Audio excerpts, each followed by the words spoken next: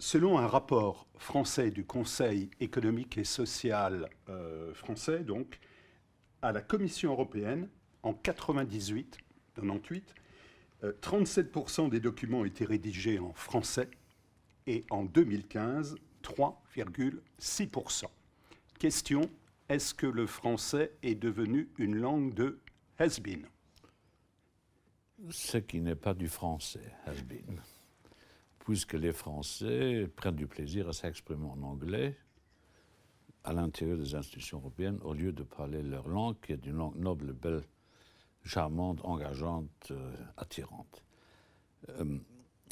La Commission publie plusieurs centaines de milliers de pages de documents. 200 000 pages de documents sont rédigées en français, ce qui n'est pas rien. Depuis que j'ai pris ma fonction, qui est la mienne aujourd'hui, je veille à ce que le français soit restauré dans sa dignité. Je préside la commission en français, en anglais, en allemand. Je donne mes conférences de presse partiellement en français. Tous mes discours comportent toujours une large part française.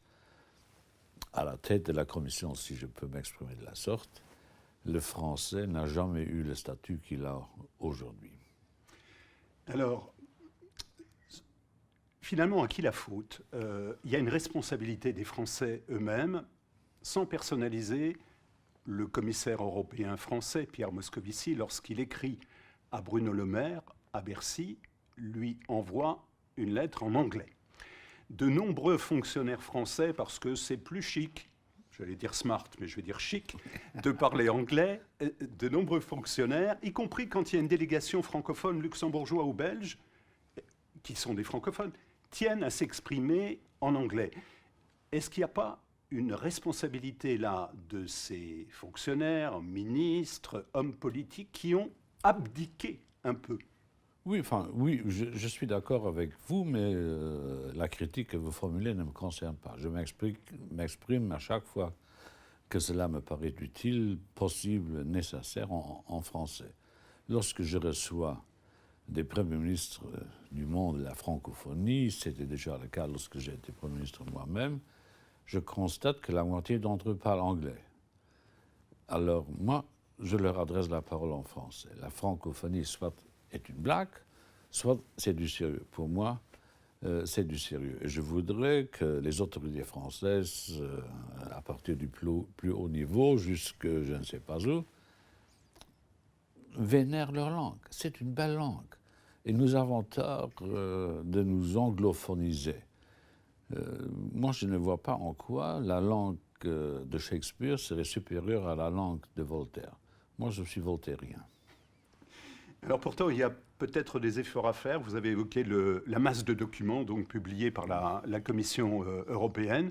Si on va sur les sites officiels de la Commission Europa ou sur certaines directions générales, je prends un seul cas qui nous a sauté aux yeux, qui est la Direction générale de l'énergie, où pratiquement tout est publié en anglais. Et on vous dit même parfois que, et là cela menace plus que le français, c'est le multilinguisme, que la langue que vous cherchez, vous ne la trouverez pas.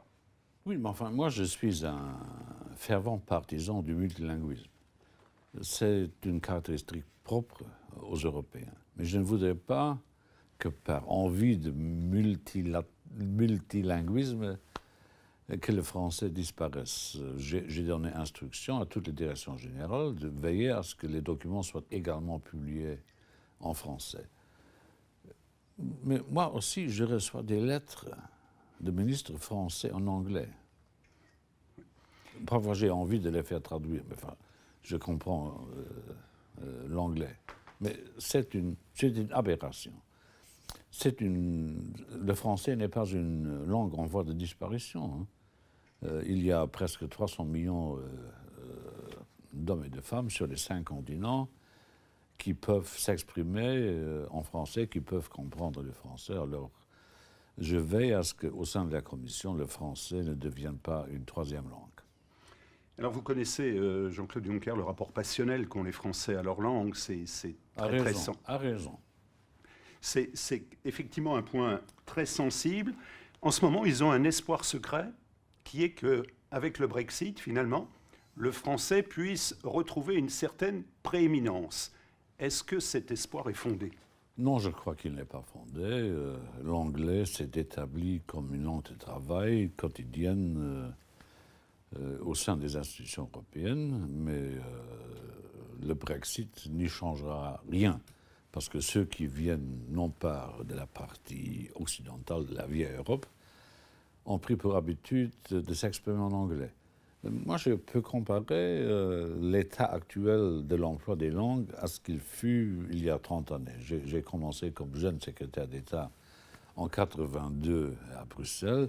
Tous les Espagnols, tous les Portugais, tous les Italiens étaient capables de s'exprimer en français. Tout cela a changé. Les jeunes de l'Europe du Sud ne pratiquent plus le français avec la même intensité que tel fut le cas de leurs prédécesseurs. Je le regrette profondément. Et je crois que nous, francophones, enfin moi je ne suis pas seulement francophone, je suis à équidistance entre les pôles culturels français et allemands, mais je voudrais que nous, francophones, nous ne baissions pas la garde, que nous prenions soin à chaque fois que cela s'impose, et cela s'impose à de très nombreuses fois, que nous prenions soin de nous exprimer en français.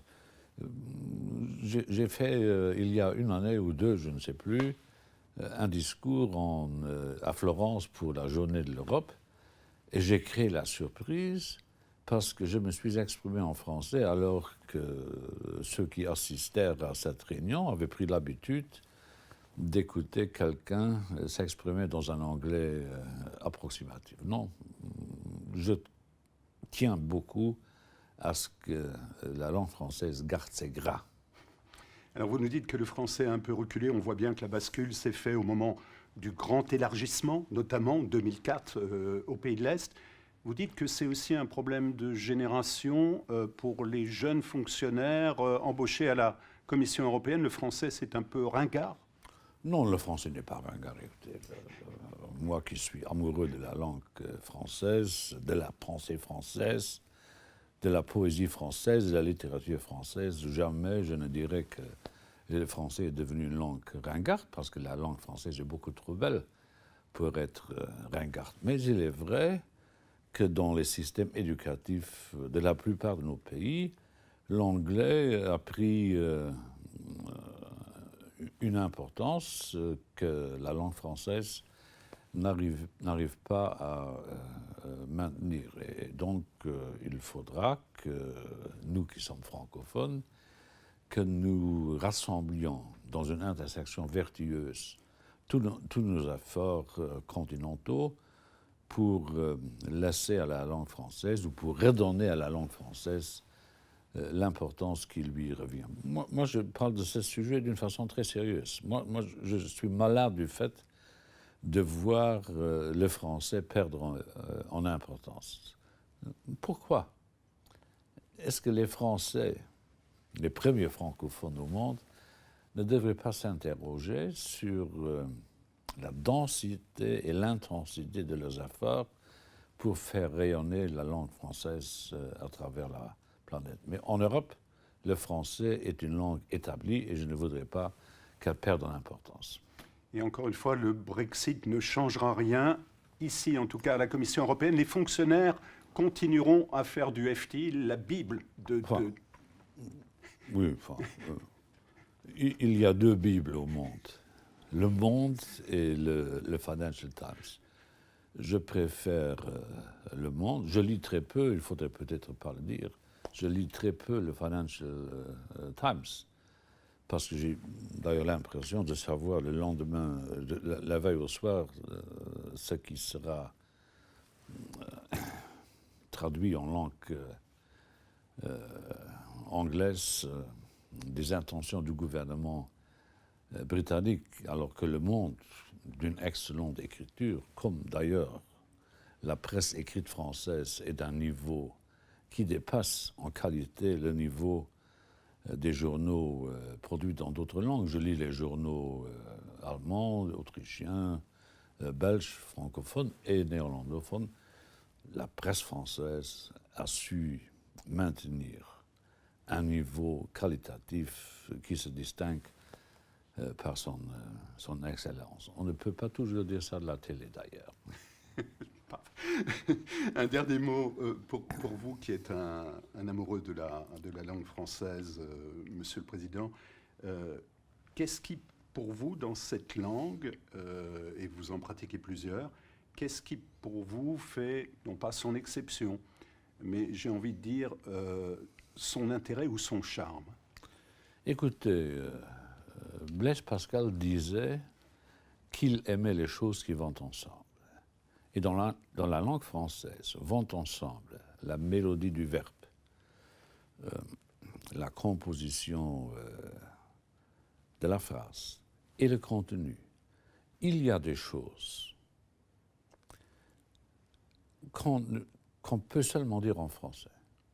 Par exemple?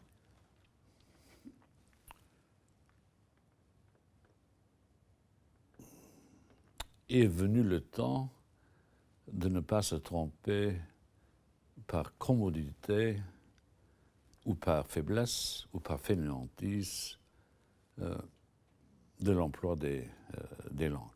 Donc, moi, je compare souvent l'anglais et le français, non pas parce que j'aimerais changer de régime linguistique, mais en anglais, vous avez trop souvent un besoin énorme de faire 2 paragraphes où les Français peuvent se satisfaire d'un seul paragraphe. La langue française est riche. Ceux qui, à la Commission, ne parlent pas le français, alors que la plupart de nos fonctionnaires parlent anglais, français, allemand, c'est la première ou la deuxième ou la troisième langue au sein de la Commission. Je veux parler de nos fonctionnaires. Très souvent,